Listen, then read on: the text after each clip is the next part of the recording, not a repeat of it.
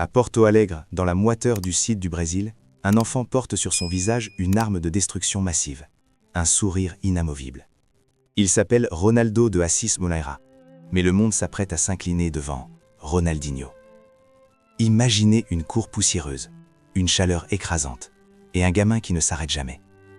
Dans le jardin de la maison familiale, il ne joue pas, il expérimente. Il dribble tout ce qui possède une ombre, son chien bonbon, les chaises en plastique, et même les reflets du soleil sur les vitres. Pour lui, le football n'est pas une carrière, c'est une extase. La perte brutale de son père, alors qu'il n'est qu'un enfant, aurait pu plonger son monde dans les ténèbres. Mais Ronaldinho transforme ce deuil en une soif de vivre dévorante. Dans les gymnases de futsal, où le ballon est plus lourd et l'espace plus rare, il forge sa signature, la vitesse de pensée. Il apprend que le ballon est un ami, qu'on ne frappe pas, qu'on caresse.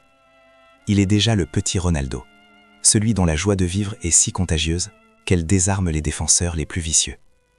Il ne court pas pour marquer, il court pour célébrer l'existence. Ce monde ordinaire de Porto Alegre est le creuset d'un génie qui refuse de voir le football comme une souffrance. Ici, le jeu est une prière, et Ronaldinho est son plus beau prophète. L'appel à l'aventure retentit sous les couleurs tricolores du Grêmio. Très vite, Ronaldinho n'est plus un espoir, c'est un séisme national. Le Brésil tout entier s'arrête pour regarder ce gamin qui semble posséder des chevilles en élastique.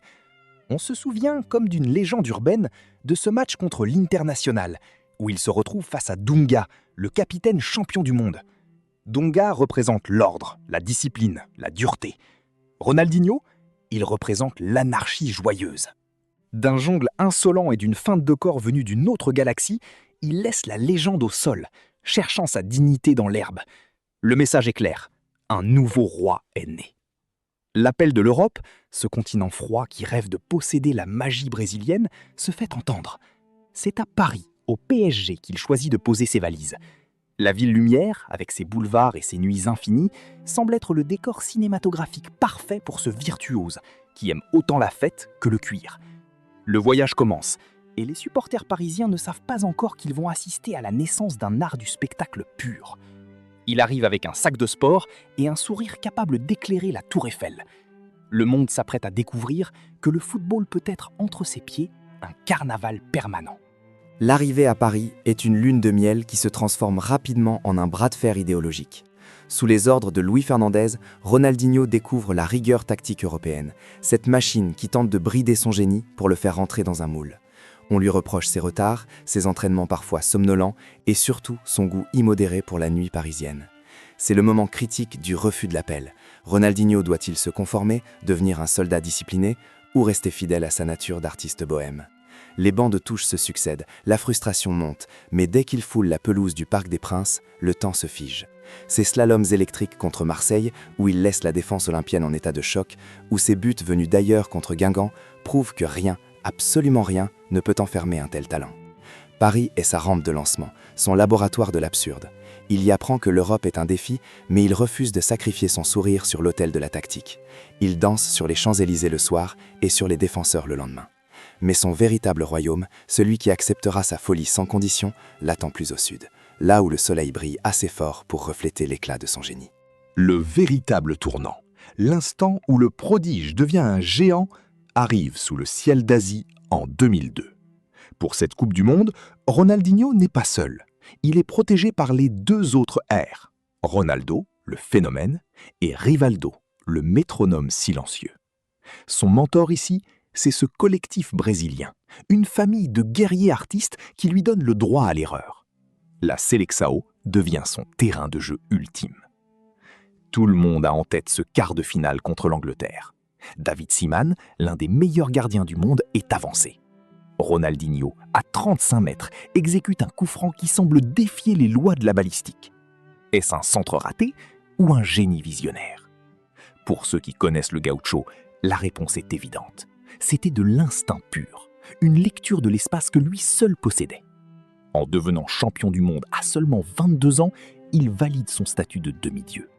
Il a appris une leçon cruciale auprès de ses aînés. La magie n'est réellement immortelle que si elle mène à la victoire finale.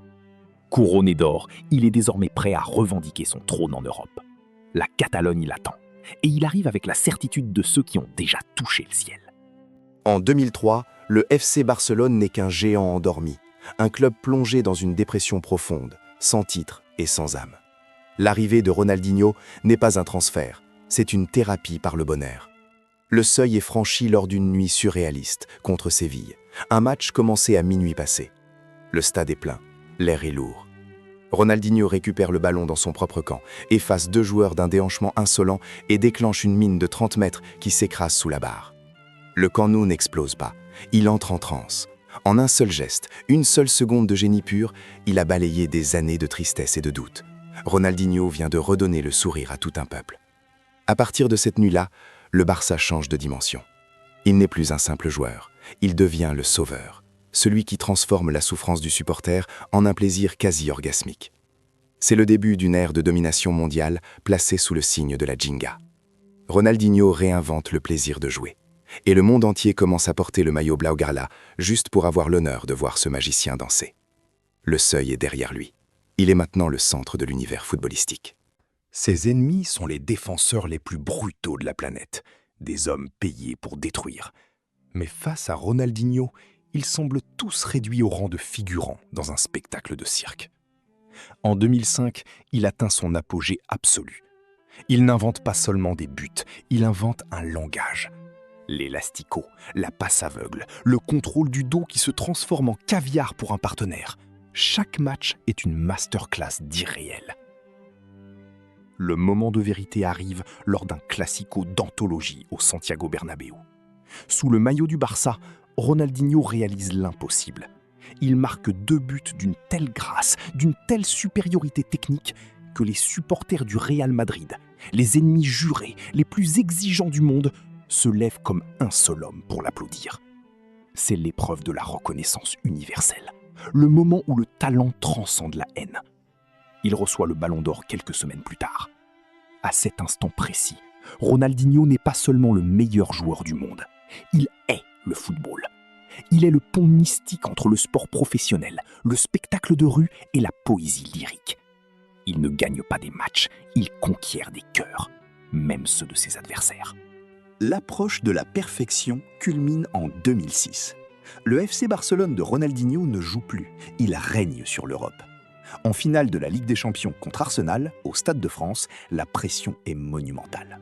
Ce soir-là, Ronaldinho n'est pas le buteur providentiel, mais il est l'aimant qui attire tous les regards, toutes les peurs adverses.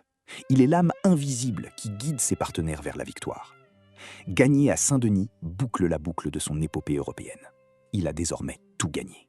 La Coupe du Monde, le Ballon d'Or, la Ligue des Champions. Mais cette plénitude absolue est un piège doré. Quand on a conquis chaque sommet avec le sourire, quand on a transformé chaque stade en boîte de nuit, quelle raison reste-t-il de souffrir dans le froid des entraînements matinaux ? L'approche du sommet est immédiatement suivie par le vertige de la chute. Ronaldinho commence à sentir que le football, pour lui, a déjà livré tous ses secrets. L'exigence du très haut niveau commence à peser sur ses épaules d'artiste. Le magicien a accompli tous ses tours. Et dans l'ombre, le public commence déjà à se demander ce qu'il peut bien inventer de plus. L'épreuve suprême pour Ronaldinho n'est pas une blessure grave ou une défaite humiliante, c'est la perte lente et douloureuse de son étincelle sacrée. Après 2006, la magie s'estompe. Les sorties nocturnes à Casteldefels deviennent plus fréquentes que les coups de génie sur la pelouse. Son corps, autrefois élastique et vif, commence à s'alourdir. L'arrivée de Pep Guardiola au Barça sonne le glas de son règne.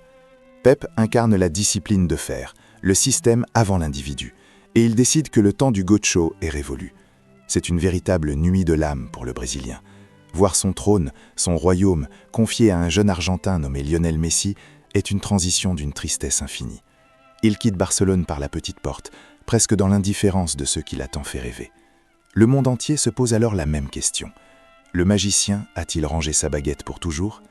Est-il possible qu'un génie aussi solaire s'éteigne si rapidement ?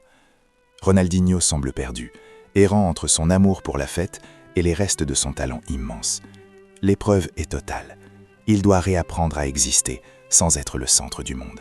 La récompense de sa résilience arrive en Italie, au sein du mythique Milan AC. Ce n'est plus le Ronaldinho volant et invincible de l'ère Barcelone, mais c'est un artiste conscient de son déclin, qui décide de jouer ses plus beaux rappels. Aux côtés de légendes comme Beckham, Ronaldinho prouve que si le physique flanche, le génie, lui, est éternel. Ses passes aveugles et ses coups francs brossés continuent de faire lever San Siro. Sa véritable récompense dans cette étape, c'est de réaliser que l'amour du public ne dépend pas de ses statistiques. Les supporters milanais l'aiment pour ce qu'il représente, la liberté pure. Il gagne un dernier scudetto, prouvant au passage qu'il peut encore être décisif dans le championnat le plus tactique et le plus fermé du monde. Il savoure chaque minute de jeu, chaque applaudissement, avec une sérénité nouvelle. Il n'a plus rien à prouver, il joue simplement pour le plaisir de la caresse du cuir sur son pied. Le crépuscule approche, mais avant de s'éteindre, la comète Ronaldinho offre au monde quelques derniers éclats de lumière rouge et noire. Le chemin du retour le ramène inévitablement vers ses racines, vers cette terre brésilienne qu'il a vue naître. Alors que beaucoup pensent qu'il rentre au pays uniquement pour prendre une retraite dorée entre les plages et les carnavals, Ronaldinho surprend tout le monde. Il signe à l'Atlético Mineiro pour un dernier défi insensé. Dans ce club qui n'a jamais rien gagné de majeur, il redevient le leader qu'il était. Il porte littéralement le club sur ses épaules jusqu'à la victoire historique en Copa Libertadores. C'est le retour triomphal du héros sur ces terres, acclamé par un peuple qui n'a jamais cessé de voir en lui l'enfant joyeux de Porto Alegre. En soulevant ce trophée, il boucle sa collection unique au monde. Il est l'un des rares joueurs à avoir gagné tout ce qui compte sur les 2 continents. La boucle est bouclée. Le voyageur est rentré chez lui chargé de trésors. Il a prouvé que même sur le déclin, son aura suffit à transformer une équipe ordinaire en championne. Le Gaucho est redevenu le roi de son propre royaume, entouré de l'amour inconditionnel des siens. Sa vie hors des terrains prend une tournure aussi tragique que surréaliste lorsqu'en 2020, il se retrouve emprisonné au Paraguay pour une sombre affaire de faux passeports. C'est sa résurrection la plus étrange et la plus touchante. Derrière les barreaux, Ronaldinho ne se plaint pas. Il fait ce qu'il a toujours fait. Il prend un ballon, il sourit et il joue. Les images de Ronaldinho participant au tournoi de la prison, marquant but sur but et gagnant un trophée symbolique avec ses codétenus, font le tour de la planète. C'est l'ultime preuve de sa pureté. Ronaldinho reste Ronaldinho, capable de trouver de la lumière et de la joie là où personne d'autre n'en verrait. Il sort de cette épreuve avec l'image d'un homme qui a fait des erreurs humaines, mais dont l'âme d'enfant reste intacte. Le monde lui pardonne tout, instantanément. On ne peut pas détester celui qui a passé sa vie à nous offrir du bonheur. Cette épreuve paradoxale renforce son mythe. Il est l'homme qui ne peut pas s'être enfermé, car sa liberté réside dans son rapport au jeu. Sa résurrection est celle d'une icône humaine, faillible, mais éternellement lumineuse. Ronaldinho laisse au monde un élixir inestimable, celui de la liberté créative absolue. Il a apporté la preuve que l'on peut devenir le meilleur joueur de la planète sans jamais sacrifier son plaisir de gamin. Il rejoint aujourd'hui le panthéon définitif de foot héritage éternel, sous le titre de magicien suprême. Son héritage ne se trouve pas dans les colonnes de chiffres ou les vitrines de trophées, mais dans l'étincelle qu'il a allumée dans les yeux de millions d'enfants. Ronaldinho ne sera jamais oublié, car son esprit habite chaque geste technique improvisé, chaque sourire esquissé après un petit pont, chaque moment où le football redevient, pour un instant, un simple jeu. Le spectacle est fini, mais l'ivresse qu'il a laissée derrière lui est éternelle. Le pont, la magie de Ronaldinho a ouvert la voie à un autre génie, un héritier qui a transformé cette liberté en une dictature de la perfection. Pour comprendre comment l'étincelle du Gaucho a permis l'éclosion du plus grand joueur de l'histoire, cliquez ici pour découvrir le destin incroyable de Lionel Messi. L'histoire ne s'arrête jamais, elle change simplement de visage. Foot héritage éternel, le jeu est notre seule religion.